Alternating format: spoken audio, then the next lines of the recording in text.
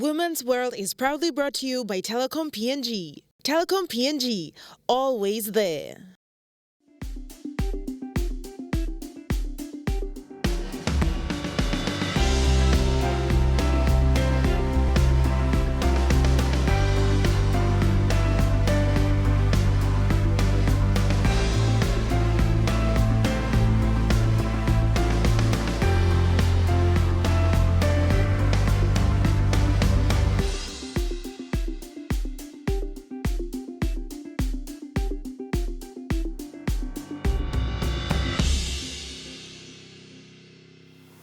Gender-based violence and family sexual violence continues to be an alarming issue here within our country.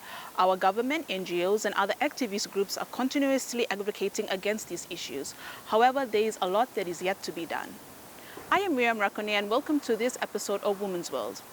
On this episode, you will be glad to learn that there are various sporting bodies here within the country that are using sports as a vehicle to advocate against these issues, emphasizing on the need for gender equality and how sports has been used as a vehicle throughout the years to advocate for these certain issues. The issue of gender-based violence springs forth from various origins. Although the issue affects both genders, in this modern day and age, gender-based violence and domestic sexual violence is mostly afflicted upon women and children ranging dominantly from ages 6 to 40, here within Papua New Guinea. But before we move along further, let me ask you, are you fully aware of what gender-based violence and family sexual violence is? Are you also fully aware of the types of ways you may be able to protect yourself, your family and those around you?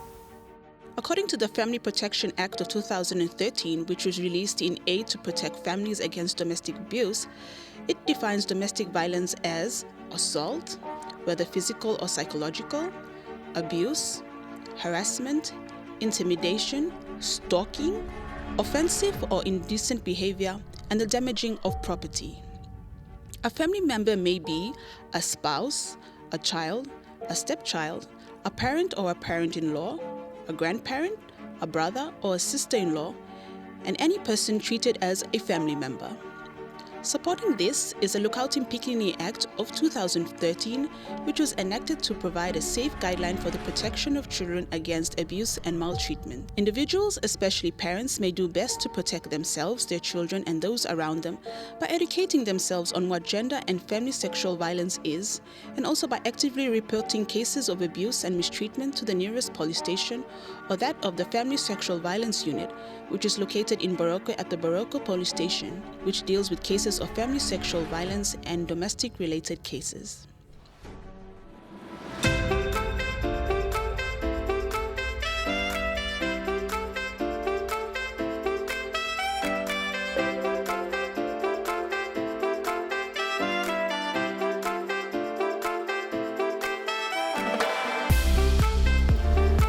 My name is Sarah Genyambo. I am the PR and Promotional Manager for Kamapim Boxing Meri, KBM.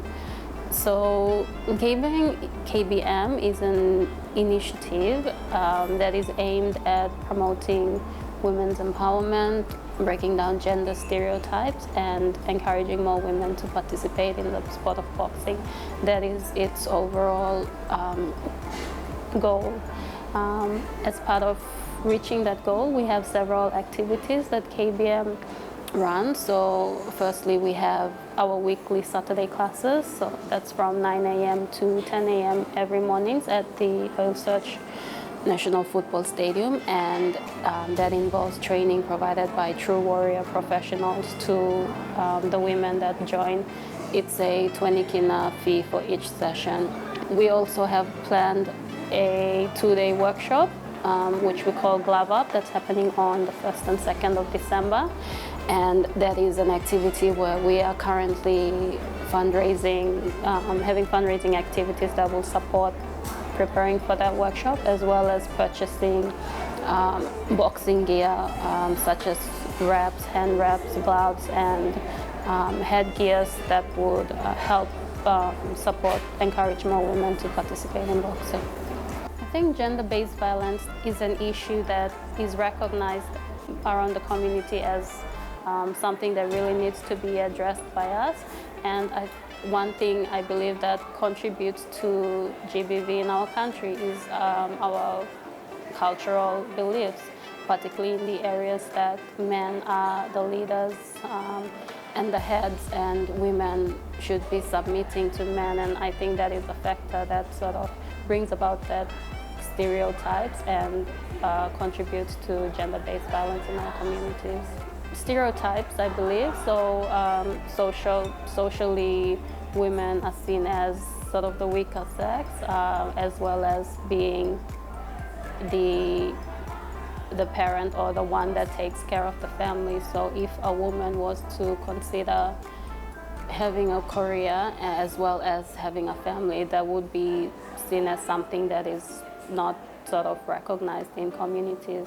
And I think that is a stereotype that contributes to GBV violence, why women are expected to be the ones that stay at home and take care of their families.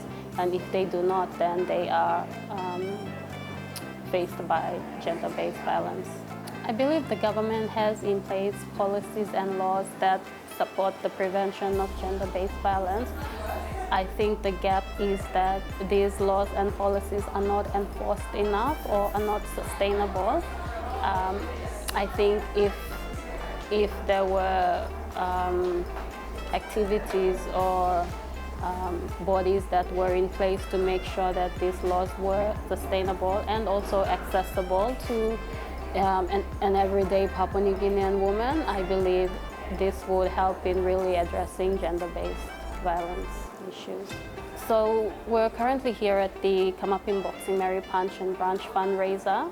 It is a fundraising aimed at raising funds for the two-day glove up workshop that's happening on the 1st and 2nd of December. We are hoping also that the funds will assist us in purchasing boxing gear, such as hand wraps, boxing gloves and headgear, and also that we could use the funds to encourage more women to come to our Saturday classes.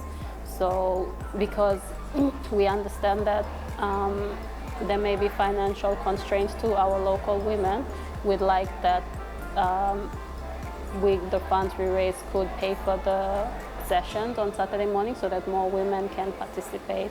And we're very fortunate to have great partners such as the Australian government, so the PNG Australia Partnership, as well as the NCD Active City Development Program, which has helped us identify women within the local communities to participate in Kamapim Boxing Meri. And we have great supporters such as the Element Restaurant and Bar, which has provided the venue for our fundraiser.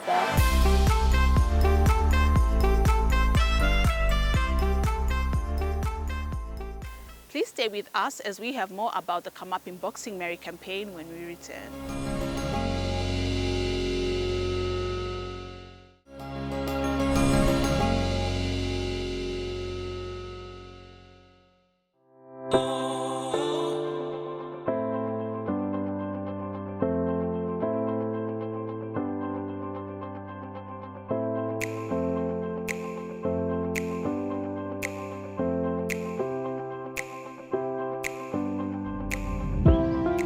My name is Rafaela Baki. Kara is my surname. So after the Pacific Games, after doing my transition, I found a passion in boxing and I thought to just stay there. So my sister Debbie and I came along to train under Defense Boxing Club, and through under Mark Keto, who was our coach and who is also the national coach for PNG Boxing Union. So through him, we came back after the Pacific Games. We decided to come up with boxing, women in boxing. That was our initiation to how to start the club, because we saw that we were the only two female boxers, and including Philo Mangaiva, who was also part of the boxing with us in the team. And to see that elite female boxers were not many. So after the Pacific Games, we decided to maybe come up with a club and bring a lot of women to have that interest in boxing. So we came up with Women in Boxing. So Debbie and I took the girls, she had some girls from Sabama and Hoscam, brought them in, and they started the club as Women in Boxing. And slowly, you know, because we were an athlete at the same time, we had to concentrate on our athlete career at the same time training the young girls, and it was a bit difficult. So it kind of stopped. And I kind of laid off because I had some personal family issues that I laid off too, and so she concentrating on rugby. When we had a meeting, it came to a stage where women in boxing was more specific, and boxing is, if I ask a lady to come and join boxing, she would say that it's specific, I don't know how to box. So to change that, women in boxing, we came up with the initiative of maybe let's Kamapim Boxing Meri. So that's how Kamapim Boxing Meri came on, how we should create a lady to be a boxer. Not only a boxer, but physically and mentally healthy, living a healthy lifestyle, empowering other women, ladies to stand up and say that, you know, I have to face my fear in the ring or outside or self-defense. So that's what we wanted to do, is Kamapim Boxing Meri.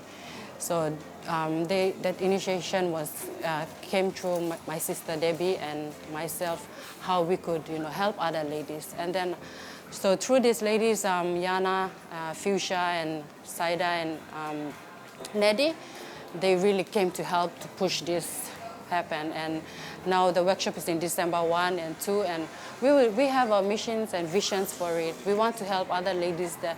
So the vision is a very big thing. Our mission now is to identify ladies and bring them in to try out the code of boxing, as in fitness or cardio session, or trying the real boxing training, doing the boxing specific, but in that way to identify our talents, to represent, you know, doing a pathway for them to represent the country. And in that way, we'll have a lot of female elite boxers coming out from the club, because that club or association, that will really help to move these ladies forward. And that's a pathway that we want to see, you know, them to excel in. And we don't want to just walk away and leave them, you know. We need to grow the code of boxing. Now we talk about gender equality. This is one that we want to do, is, you know, boxing is a male-dominated code, but let's have the women involved and make it fair and more exciting, and let the code, you know, revive.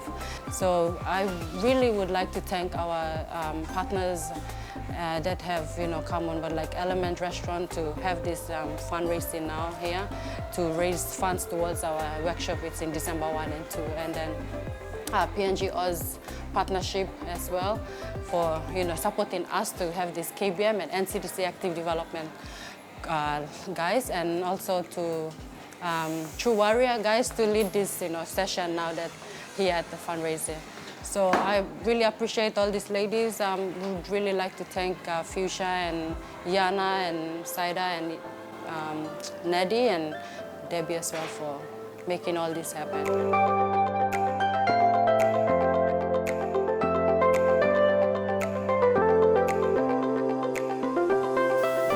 Thank you for staying with us. You are watching Women's World. Apart from boxing, Papua New Guinea's national sport rugby league is also being used as a vehicle to advocate against family sexual violence. Women's World was fortunate enough to meet up with the founder of the Grassroots project, where she was able to share a few inspirational insights with us.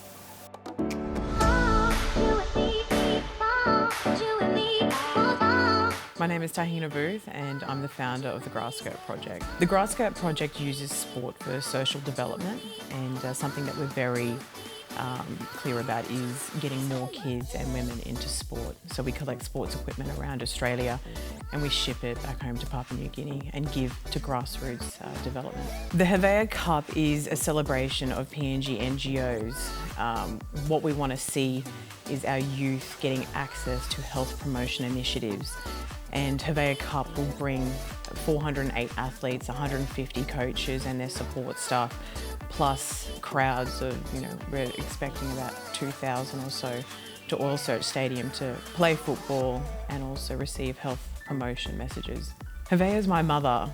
I named it after her because she has an incredible story to tell, you know, growing up in the village and, you know, just always driving to be better, wanting to never just settle for less. And if she had a dream, she just went for it. She didn't let any of her circumstances or anything that was going, you know, wrong in her life or good to actually stop her. So this is something that, you know, has really driven me in my life as well, to have her as a mentor, and for me to learn from that. If I ever run into a wall or something like that, or something not nice in my life, I can always go to my mother for inspiration and look at her story, and I just fly.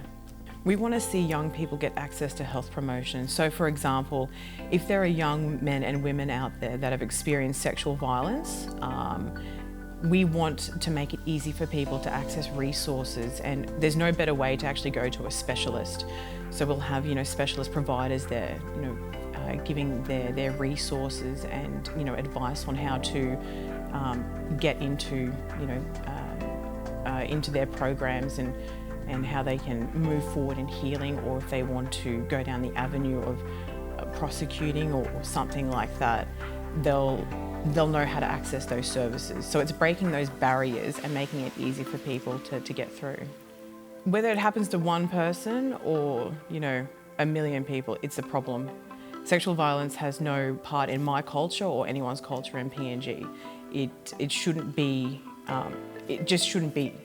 And, you know, for a young person to experience it is just absolutely, it takes your life away. Moving forward, what people I don't think understand is that something that may have happened quite a long time ago can affect one's life for the rest of their life. So Grassskirt Project is about prevention. We use sport to prevent sexual violence, you know, to connect these NGOs to youth, so that sexual violence is just not a thing of our culture. And that's something that I don't want any child to go through, because, you know, I've experienced it myself, and it's not a good thing. But I've been very lucky that I've got support around me, really good people that, you know, help me move forward and be the person that I am today. So through Hevea Cup and all the Grassskirt initiatives, we partner with specialist NGOs, and so they are the professional resource providers.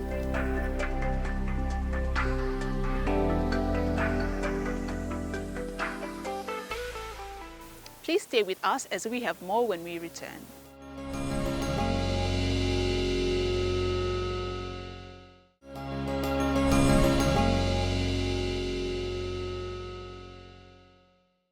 The realities behind dealing with the aftermaths of abuse are often faced individually in silence, which at most times prolongs the psychological trauma that victims face. An effective way of dealing with this is through counseling from professional counseling centers, together with the support from family members. I am Hevea Makeu. That's my maiden name. And now I am Mrs. Helen Booth. It's my daughter sitting there, Tahina Booth. She's my eldest. I got 3 girls. Sexual and domestic violence and rape is not acceptable for all women and men today. And there is something that we should never do towards each other. If you're gonna do those type of things, you have to stand and think first. Am I doing the right thing? Or am I not thinking? Always think before you take any action on young girls or young boys. And I'm really very much against it, because it did happen to me.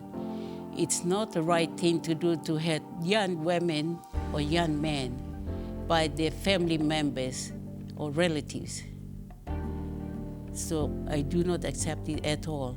In the sporting too, if you are taking part in sports, you do not harass your wives after taking too many drinks or whatever, come home and attack them. That's not acceptable too. In my eyes, I was here and seeing a lot of them, and it is wrong. Women are the most beautiful, women and girls are the most beautiful people in the world, including men too. But I speak for everybody, and I love people. I want people to see that, because we are all beautiful people in this world and living in this beautiful country, and we want to make this country a better place to be. And that's what I want to see young kids take sports, because that's your passport to your future. Playing sports is very important. It's good health. It's fun. and you love it. Because I play a lot of sports when I was young. I play with a lot of boys, young boys, because I want to be better. I say, if boys can do it, I can do it too. So this is where my determination got me into going. And I took ownership of my life and said, this is what I want to do, and I did it. And I got there. And I got this beautiful girl sitting there, and I'm so proud to be their mother. And I'm proud to be 5 grandchildren. Well, I feel that we should have, places that when children are here, they know where to go. There should be places that they can go to, a special place, and tell their stories about their teen. And we want some of them to start here in Papua New Guinea, because there's lots of them go around, like I live in Australia, and there's sexual and rape and killing young ladies and young boys is not acceptable, and they should start, the clinic here for people who are hurt. So tell them that don't be afraid to come out and tell us what happened to you. But can they open the doors for those young kids to come out and tell them that they got, they've been raped and sexual harassed? All those stuff, it needs to be open somewhere here in this community, in Papua New Guinea, this beautiful country of ours, because I love my country. Even though I left, but I love this beautiful country, and I want people to respect one another, kids, children, parents, aunties and uncles, and treat them as one whole big community. And that's how I like to see it happen today, because young ones coming up, I want them to do better in school. Sometimes you don't get there what you want, but take ownership of your life today. And that's the most important thing. I want to put it out there. Keep going. Even though it's not easy, but you keep going. You've been hurt and all that, but you keep going. Never give up. Yes, domestic violence, rape, sexual, those things, I don't want to see that happen. I want them to put it in their forehead and say, it's wrong. Do not do that, because what you are doing is you are making a fool of yourself, not other people. And why do you want to hurt that little girl or that little boy? That little boy you had, or that little girl you had, she will go out, when she look at things differently in positive way, she will see her direction of life and she follows that direction. But that thing you did, happen to her is always at the back of your head. It never goes away, but you take positive direction and follow that direction until you get. Because when you get there, you said, I made it. And I'm proud of who I am today. And I want young people out there, be yourself. Take ownership of your life. Say no to sexual violence, rape. All those things are wrong. It's not good to carry with you on board, because you put yourself down. Thank you.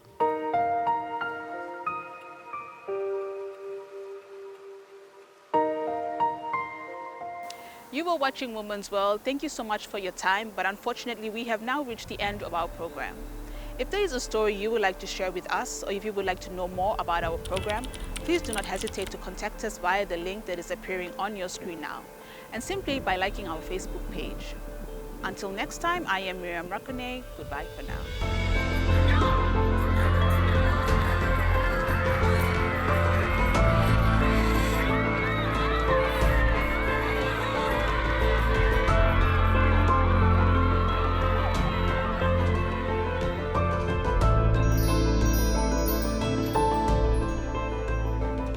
Women's World was proudly brought to you by Telecom PNG. Telecom PNG, always there.